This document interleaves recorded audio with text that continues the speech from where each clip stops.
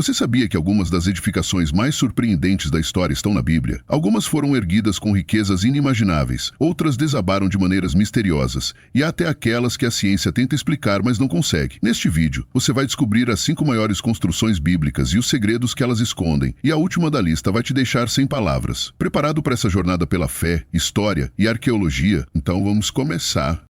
A Arca de Noé. Você já imaginou como seria construir um gigantesco navio sem tecnologia moderna?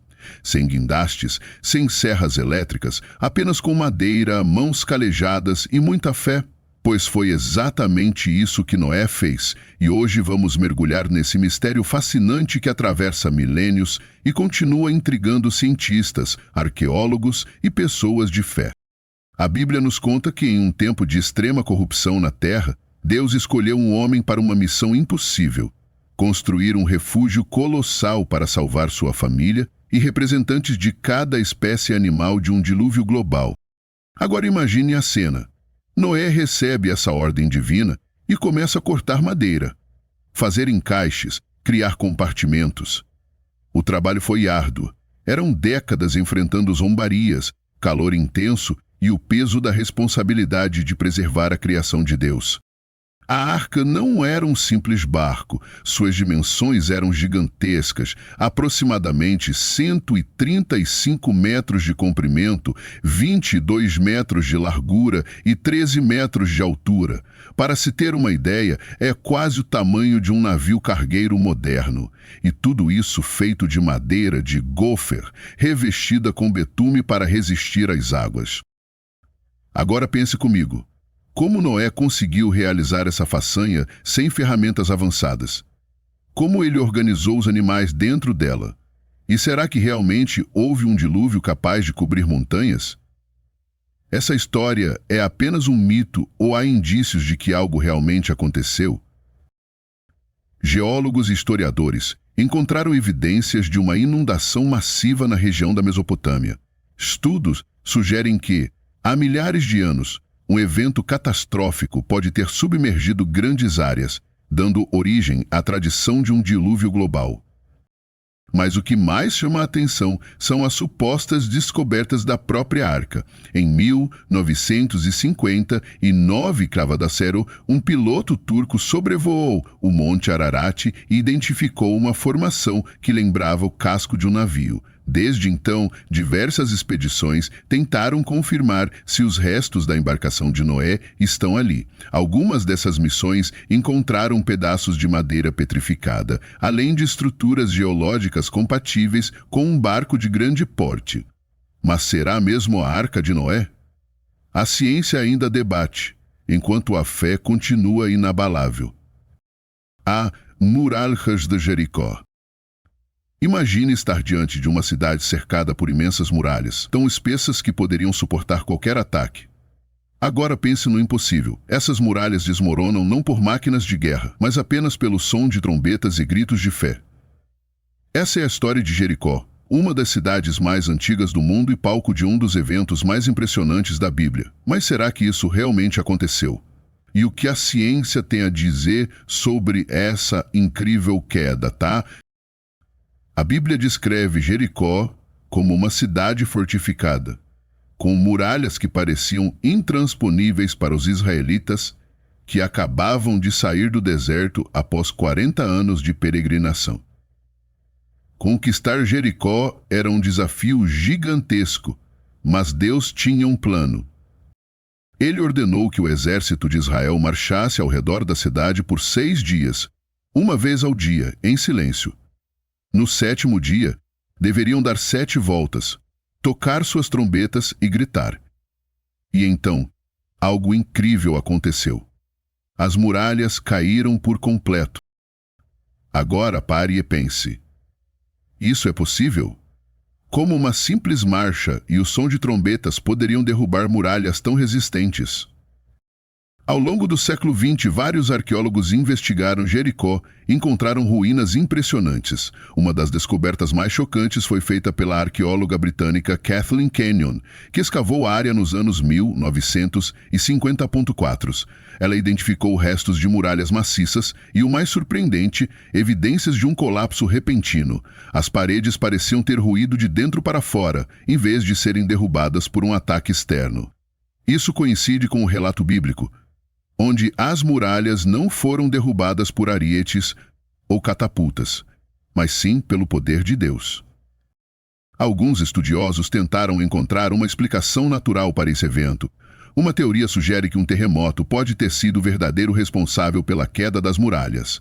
De fato, Jericó está situada sobre uma falha geológica, e tremores de terra eram comuns na região. Os cientistas argumentam que um forte terremoto, no momento certo, poderia ter feito as muralhas desmoronarem. Mas aqui está o detalhe mais intrigante. Como Josué e o povo de Israel poderiam prever exatamente quando um terremoto ocorreria? E mais, como o terremoto teria acontecido no exato momento do toque das trombetas e dos gritos de guerra? O Templo de Salomão. Imagine um edifício tão majestoso que suas paredes eram revestidas de ouro puro, onde a luz do sol refletia um brilho celestial, um ambiente sagrado construído para abrigar a presença de Deus. Esse era o Templo de Salomão, a construção mais grandiosa já erguida por Israel. Mas como essa maravilha arquitetônica foi construída? O que a arqueologia revela sobre sua existência? E qual é o seu verdadeiro significado espiritual? Salomão, o rei mais sábio de Israel, recebeu uma missão de seu pai, Davi: construir uma casa para Deus. O espaço escolhido foi o Monte Moriá, o mesmo sítio onde Abraão quase sacrificou seu filho Isaque. A construção foi um projeto colossal. As pedras usadas foram talhadas com precisão e transportadas até o templo sem o som de martelos ou ferramentas, conforme ordenado por Deus. O cedro do Líbano, uma das madeiras mais nobres da época, foi trazido em grandes quantidades para adornar o interior. E o mais impressionante, todo o interior era revestido de ouro puro. Querubins esculpidos, palmeiras e flores decoravam as paredes, enquanto o Santo dos Santos, o lugar mais sagrado, abrigava a Arca da Aliança, símbolo da presença de Deus entre o povo. Após 7 anos de trabalho, o templo ficou pronto. Mas algo ainda mais grandioso estava por vir. Salomão reuniu todo o povo de Israel para uma cerimônia inesquecível. O rei, diante do altar, fez uma oração pedindo que Deus habitasse naquele lugar. E então, algo sobrenatural aconteceu. Uma nuvem gloriosa encheu o templo e o fogo do céu desceu sobre o altar, consumindo os sacrifícios. Era um sinal claro de que Deus aceitava aquela casa como seu santuário. Os israelitas se ajoelharam maravilhados. Eles estavam diante da presença viva de Deus. A Torre de Babel. Imagine um mundo onde toda a humanidade fala uma única língua, sem barreiras, sem fronteiras, todos unidos em um só propósito: construir uma torre tão alta que chegasse ao céu. Mas essa ambição, ao invés de aproximar os homens de Deus, despertou sua ira. E então, algo inacreditável aconteceu. A comunicação entre eles foi rompida e a construção parou para sempre. Mas o que realmente foi a Torre de Babel?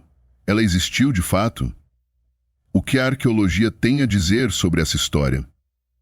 E, o mais importante, qual a grande lição que essa construção nos ensina até hoje? A Bíblia nos conta que, após o dilúvio, os descendentes de Noé começaram a se espalhar e a povoar a terra. Em determinado momento, decidiram se estabelecer na planície de Sinar, onde hoje seria a Mesopotâmia.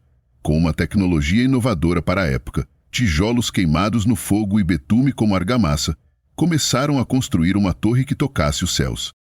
Não era apenas uma obra arquitetônica, mas um símbolo de orgulho e autossuficiência. Façamos para nós um nome, para que não sejamos espalhados pela face da terra, diziam eles. Gênesis 11:4.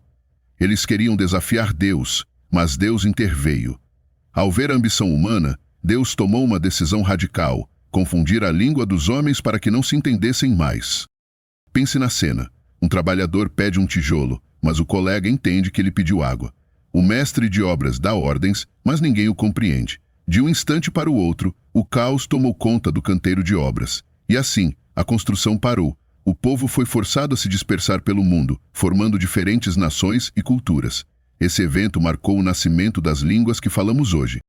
Mas será que isso é apenas um mito ou há evidências dessa torre?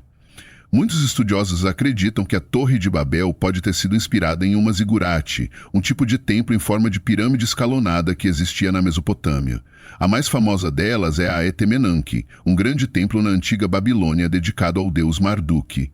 Inscrições babilônicas referem-se a esse lugar como a casa que une o céu e a terra, um nome que lembra muito o objetivo da Torre de Babel. Os registros históricos indicam que a Etemenanque foi destruída várias vezes até ser abandonada. Seria essa a torre original mencionada na Bíblia? Não há uma resposta definitiva, mas a semelhança entre as descrições é impressionante. Agora pense comigo. O que você tem construído? Algo para a glória de Deus ou para a sua própria glória? Se você escolhe construir sua vida com base na vontade de Deus, comente agora. Senhor, eu quero edificar minha vida em Ti. O segundo templo de Jerusalém. Imagine viver em uma época em que seu povo foi arrancado de sua terra, levado ao exílio, e viu o templo sagrado ser reduzido a escombros. Seria o fim da conexão com Deus, não para os judeus. Quando voltaram do cativeiro na Babilônia, trouxeram consigo um sonho: reconstruir o templo e restaurar sua fé. O segundo templo de Jerusalém não foi apenas um edifício, foi um símbolo de renascimento, esperança e identidade para toda uma nação. Mas como ele foi construído? O que o tornava especial? E por que foi destruído? Depois de 70 anos exilados na Babilônia, os judeus finalmente receberam permissão para voltar para casa. O rei persa Ciro, o Grande, ordenou a reconstrução do templo e até ajudou com recursos para a obra. Mas quando começaram a construir, perceberam uma dura realidade. O novo templo não seria como o de Salomão. Ele era menor, menos luxuoso, sem a Arca da Aliança, sem o brilho do ouro puro cobrindo suas paredes. Os anciãos que lembravam do primeiro templo choraram de tristeza, pois aquele parecia pálido em comparação. Mas Deus enviou uma mensagem por meio do profeta Ageu: a glória desta última casa será maior do que a da primeira. Ageu 2:9. O que isso significava? Como um templo aparentemente inferior poderia ser mais glorioso que o de Salomão? Séculos depois, o rei Herodes, o Grande, decidiu expandir e embelezar o segundo templo. Ele o transformou em uma das maravilhas mais impressionantes do mundo antigo. Ele dobrou o tamanho da esplanada do templo, criou um sistema gigantesco de colunas e passarelas, revestiu partes do templo com ouro e mármore branco. O resultado: um edifício que brilhava sob o sol de Jerusalém, deixando visitantes maravilhados com sua beleza. Esse templo se tornou o coração do judaísmo. Foi lá que Jesus ensinou, expulsou os mercadores e anunciou que um dia seria destruído. E foi exatamente isso que aconteceu. Em 70 d.C., os romanos cercaram Jerusalém durante a primeira revolta judaica. Após meses de luta, finalmente invadiram a cidade e incendiaram o templo. Os relatos históricos dizem que o ouro derreteu e escorreu entre as pedras, levando os soldados romanos a desmontarem tudo para pegar o metal precioso. Até hoje, tudo o que restou foi o Muro das Lamentações, um pedaço da estrutura que ainda se mantém de pé, lembrando os judeus da grandeza e da dor da perda do templo. O templo era o lugar da presença de Deus, onde sacrifícios eram oferecidos e o povo buscava perdão e orientação. Mas algo mudou. Jesus veio e trouxe uma mensagem revolucionária: destruam este templo, e eu o reconstruirei em 3 dias. João 2:19. Agora pense comigo. Se Deus quer habitar em você, será que sua vida está preparada para recebê-lo? Se você deseja ser um templo vivo para Deus, comente agora: Senhor, habite em mim. Conclusão: isso foi só o começo. E aí, qual dessas construções te surpreendeu mais? A Bíblia está cheia de mistérios e histórias fascinantes. Se gostou do vídeo, já deixa o like, se inscreve no canal e comenta aqui embaixo qual tema você quer ver no próximo. Até a próxima e Deus te abençoe.